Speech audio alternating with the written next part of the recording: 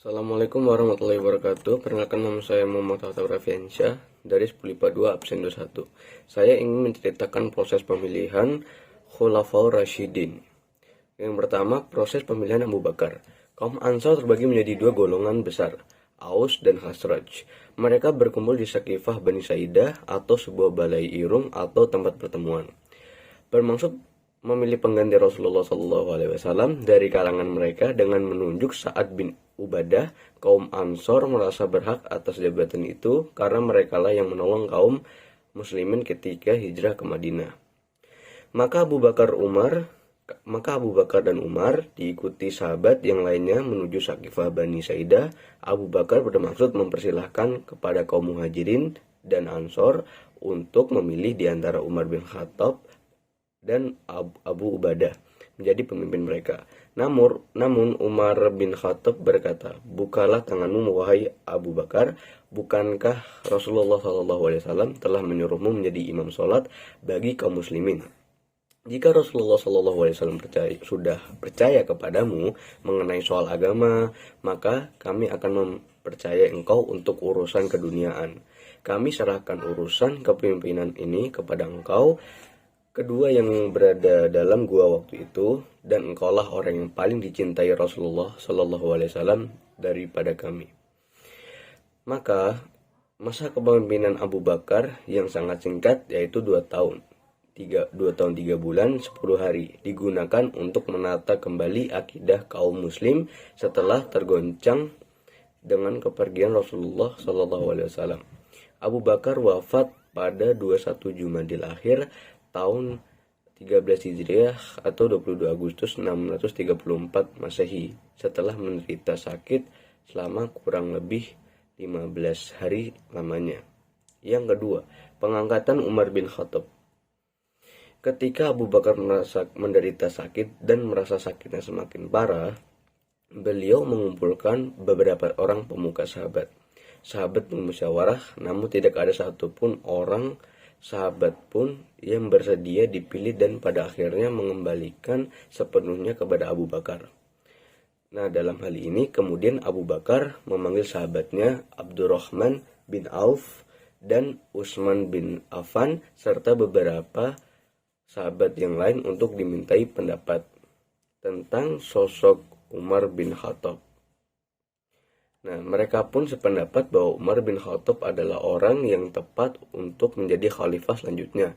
Ketika pendapat sudah bulat, Abu Bakar memanggil Utsman bin Affan dan mendiktekan wasiat kepadanya, "Sesungguhnya aku telah menunjukkan Umar bin Khattab untuk memimpin kalian.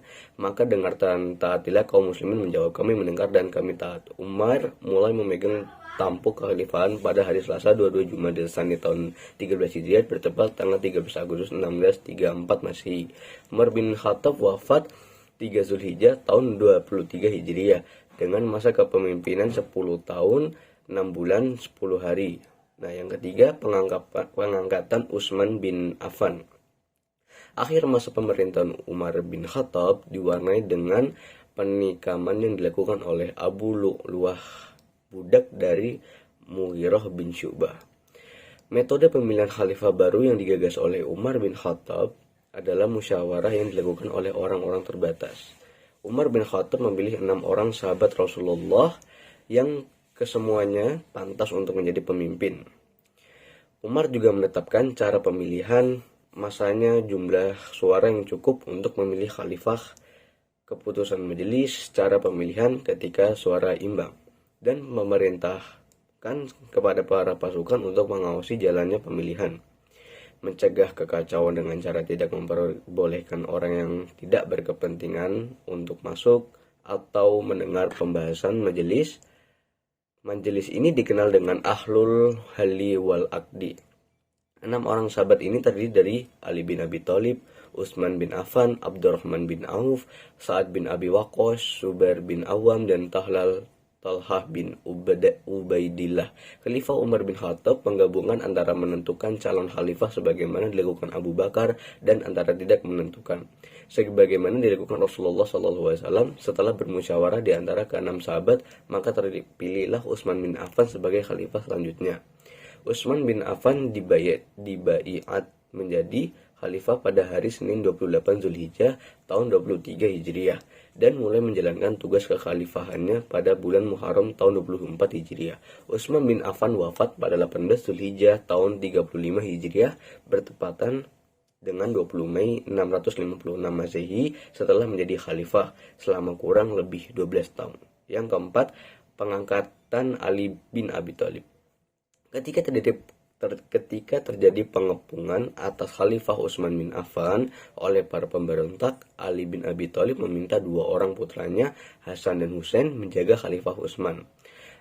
Namun akhir dari pengepungan itu adalah meninggalnya Utsman bin Affan. Pasca peristiwa itu, para sahabat berkumpul dan mengutarakan kepada Ali bin Abi Thalib, dan Ali menolak penunjukan itu dan beliau pun belum mengambil tindakan apapun. Nah, akhirnya Ali bin Abi Thalib bersedia dan dibaiat menjadi khalifah pada tanggal 24 Juni tahun 656 Masehi di Masjid Nabawi. Masa pemerintahan Ali bin Abi Thalib penuh dengan gejolak. Hal ini dipicu oleh konflik internal sehingga menghambat pemerintahannya.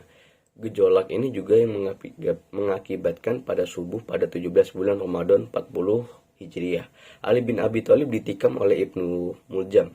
Pada 20 Ramadan, beliau meninggal dan dimakamkan di Kufah. Beliau meninggal dalam usia 63 tahun dan menjadi khalifah selama 4 tahun 9 bulan. Sekian dari cerita saya, kurang lebihnya mohon maaf. Wassalamualaikum warahmatullahi wabarakatuh.